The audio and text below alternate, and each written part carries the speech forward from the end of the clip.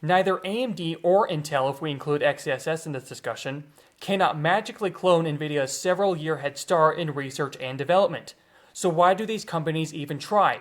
Because they know channels like Hardware Unboxed, Gamers Nexus, Digital Foundry, and all these other mainstream voices are going to be good little marketing slaves that are going to dramatize a non-existent race like some kind of infinite NASCAR event. This video aged so unbelievably well, it's not even funny.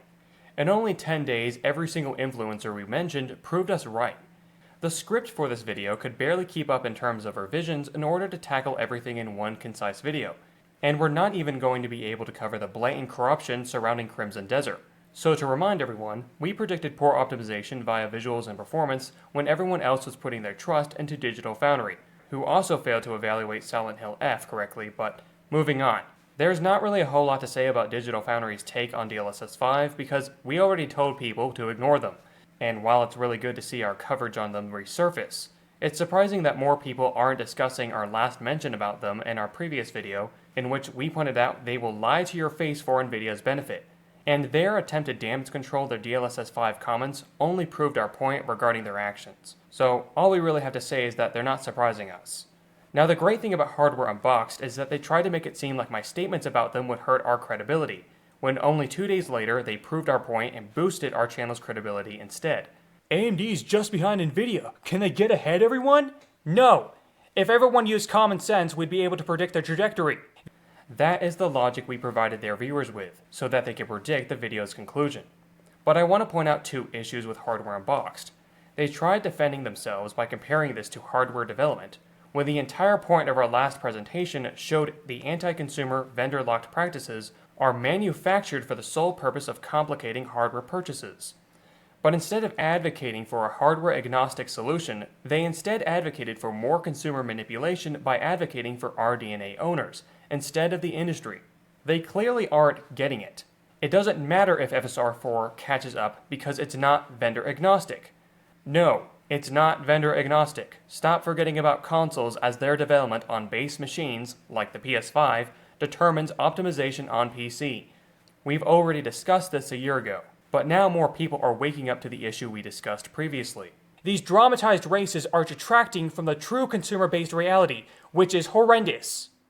Then the announcement of DLSS 5 further incriminated their choice of content, and perfectly complemented topics we discussed a year ago. It also seems like Hardware Unboxed hasn't understood my explanation, showing why AMD will never truly match Nvidia in terms of quality. The situation with Hardware Unboxed could have gone more perfectly for us, especially since Gamers Nexus tried to defend them days before they proved us right.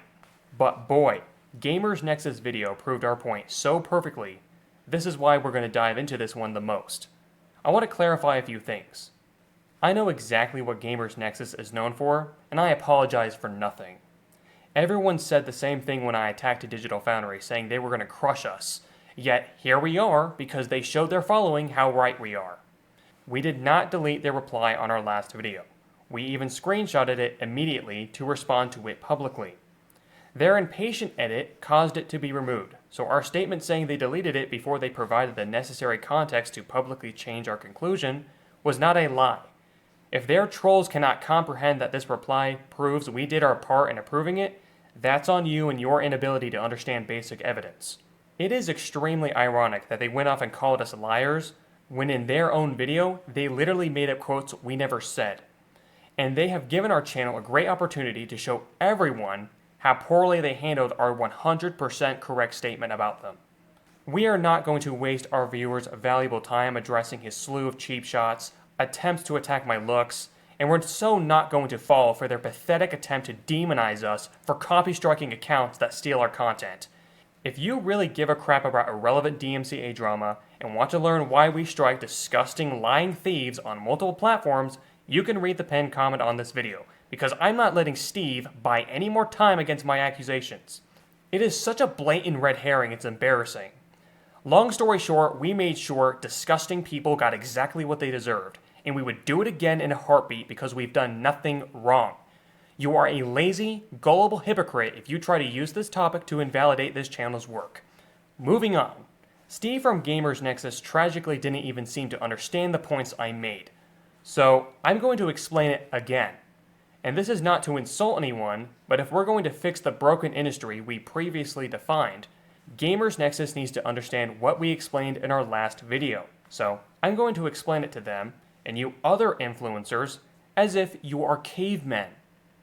Let's picture 3 balloons, and their height represents their market value / market demand. Picture the media, influencers, and their news reports as the wind that controls the market value of what these balloons represent. Gamers Nexus, Hardware Unboxed, Digital Foundry, etc. are the wind / news that propel and control the market incentive and market demand of these balloons. Some of these influencers have been doing it for 17 long years. This balloon represents Nvidia, and it's filled with air. We don't want Nvidia going up because everything they do is founded in manipulative, anti-consumer practices, such as vendor locking graphic techniques. This second balloon, also filled with air, represents AMD and Intel's graphics development. We do not want this balloon up either because it's currently copying Nvidia's anti-consumer practices. This third balloon represents regular vendor-agnostic TAA/image quality, and it's filled with helium, representing its pro-consumer potential because nothing about it is vendor-locked. Brian Karas's abusive philosophy on optimization is the weight holding down this balloon, limiting its potential. So now, vendor-agnostic image quality has become a GIMT standard. From here on out, I will refer to this as the Karas GIMT standard. Now I need to quickly explain how FSR 1 through 3 fits in this. These were poor vendor-agnostic methods because they mirrored the Karas GIMT standard more than DLSS.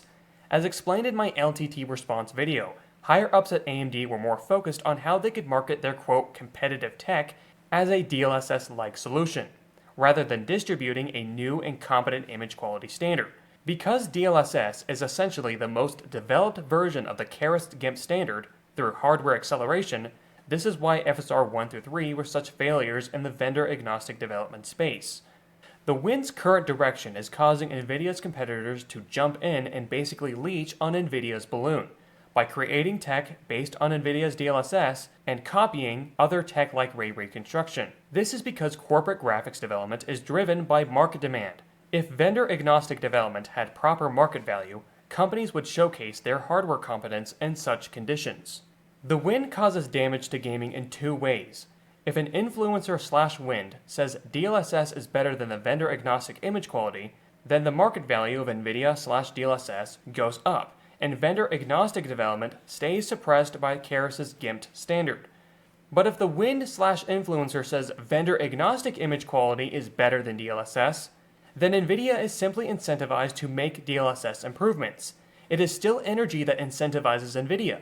It is a lose-lose scenario in which Nvidia rises no matter what, and causes vendor-agnostic development to remain suppressed by the Karas GIMT standard weight. What we really need is the wind to focus on vendor-agnostic image quality. That is the only thing that will loosen the hold of the weight that is holding down real progress. And that is the only thing that will lower Nvidia's market value, as the current gap between Nvidia and vendor-agnostic image quality is what helps Nvidia's market value. This is what it means to be a good little marketing slave. It doesn't mean actively promoting DLSS, it means rewarding the culture that makes DLSS thrive. In Steve's video, he is constantly trying to convince the viewer that he and other influencers stand up to Nvidia. But this is not relevant.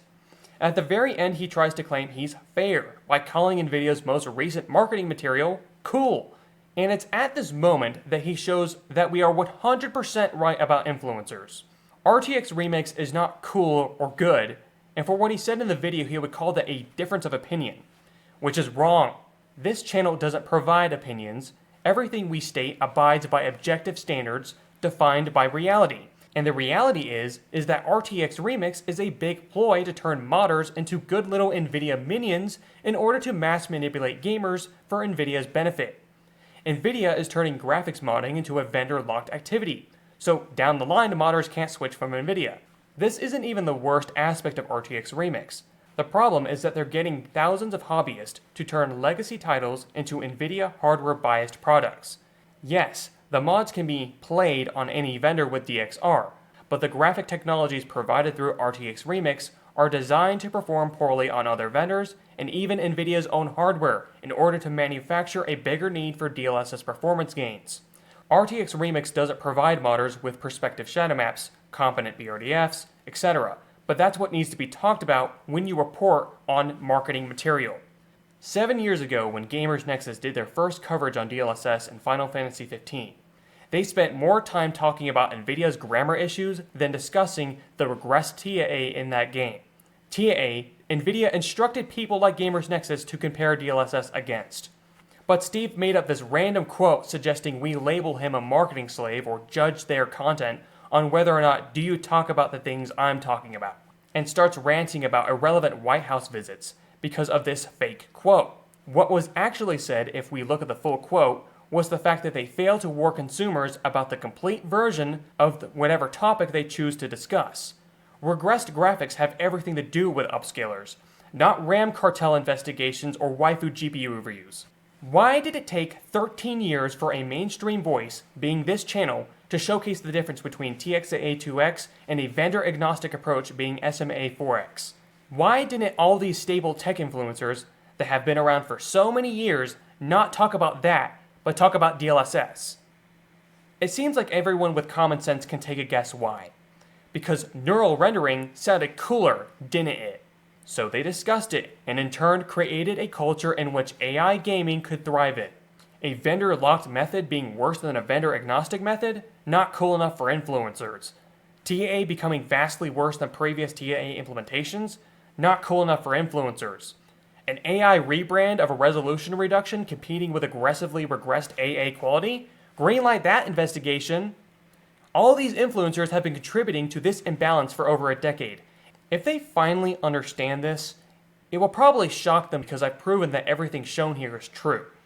And all you people who are their patrons and give these channels your money and support have also contributed to the devastating downfall of vendor-agnostic visuals. You are part of that wind that is responsible for the present state of graphics, and supporting us instead makes that suppression end. Now who do you think should be apologizing? You still think it's Threat Interactive? Here's the reason why we're not afraid of calling out these egotistical influencers. Because they can either ignore us, laugh in dismission, and prove us right by continuing to produce marketing slave content, or they can start changing how they report marketing material to consumers, which will fully validate our aggressive tactics, as apparently the massive amount of work that we've done isn't enough to positively change their content. They've already partially proven us correct, as all of a sudden they've given us the time of day after we called them good little marketing slaves. More than a year's worth of cleaning up the mess they let happen in the past 17 years, reduced to pathetic rumors pushed by corporate shills. The point is, to all these influencers, no matter what you choose to do, the entire industry will see us vindicated. Either way, it's a win-win for us. It's a checkmate, and it's a little trick we picked up from NVIDIA. Speaking of NVIDIA, let's discuss DLSS 5. We all know it looks uncanny, but even if it looked great, it doesn't matter because it's not vendor agnostic. This is still our reality, not some software ploy to reinvent graphics. But what I do want to discuss is this specific marketing material provided by NVIDIA, because outside of ignorant AI art direction changes and exaggerations, the marketing material is pointing out objective improvements like the material lighting response and AO. Things this channel has already stated are being implemented incompetently in modern games. We've already discussed far better performing solutions like BRDFs and ways to improve SSAO. Even if someone is a fan of the more vibrant colors shown on the left, that's all data trained on photographs, and we've been pushing an open source GT7 tone mapper as a way to get photographically validated coloring in games. So if you're out there praising NVIDIA and DLSS 5, you are praising a band-aid instead of looking at what the industry has already achieved in graphics.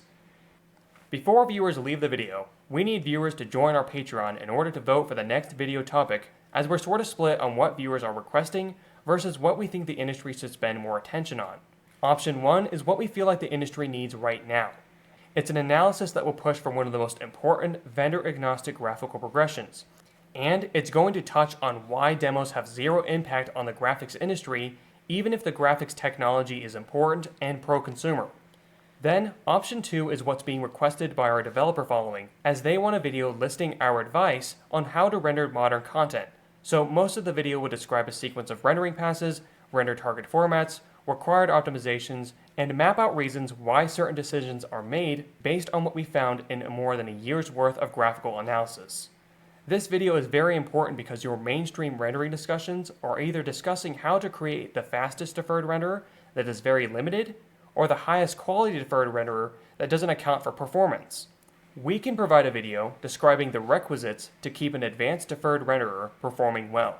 The issue with picking option 2 is that we've always planned on making this video, but only after completing the analysis we feel are required to explain first, because the more analysis we are able to get done before making this video, the more concepts we'll be able to discuss, whereas a lot of the topics and passes are going to be labeled in need of more research. But we don't know how long it will take to get the rest of those analyses done, so maybe it would be good to give some engineers some goals to work on as we continue to build this library of optimization standards. But you will only have 3 days to get your vote in on Patreon, and you'll be able to do so on any subscription tier. Subscribe to show support for our message, and thank you for your continued support.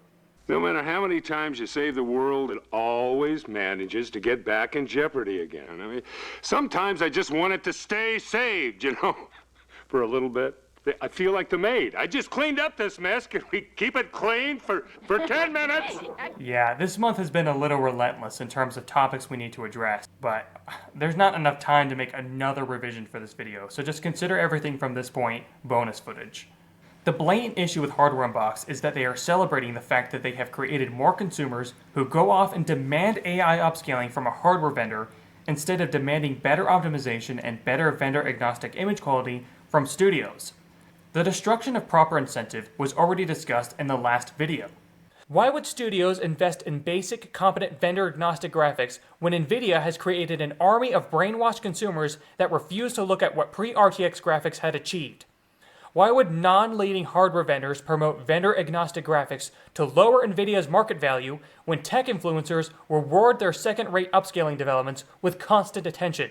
Hardware Unboxed's discussion around FSR4 is so disgusting, because their complaints are about how there's a lack of driver support for FSR4 and how AMD is refusing to bring it to Vulkan, but it's not out of a pro-consumer view. It's all in a comparative view of DLSS. But why is DLSS their reference? This is apparent even in their comparisons. Why is a slow, hardware-accelerated, graphics API-picky solution that requires driver tweaks from a user the reference instead of a pixel or compute shader implementation that has none of those issues? Because Hardware Unboxed is too blind and ignorant to understand and research what vendor-agnostic graphics have already achieved. Their discussion is so ridiculous because the most simple example of anti-consumer graphics that was shown in the last video explained the problem with driver-based graphics. No one should have to use a most likely incompatible third-party image quality tool. But they will go off and defend AI upscalers because of butchered in-game anti-aliasing. But the in-game butchered anti-aliasing exists because marketing slaves like them go off and market AI medicine instead of referencing the vendor-agnostic cure. It's a loop of stupidity that just ends up helping 3 corporations. By boosting the literal market demand of AI gaming, they are helping AMD and Sony perfectly copy NVIDIA's Tensor Core scheme in the console market. When AMD and Sony standardize AI in the console market, that will only strengthen NVIDIA in the PC market. Now let's discuss Vex.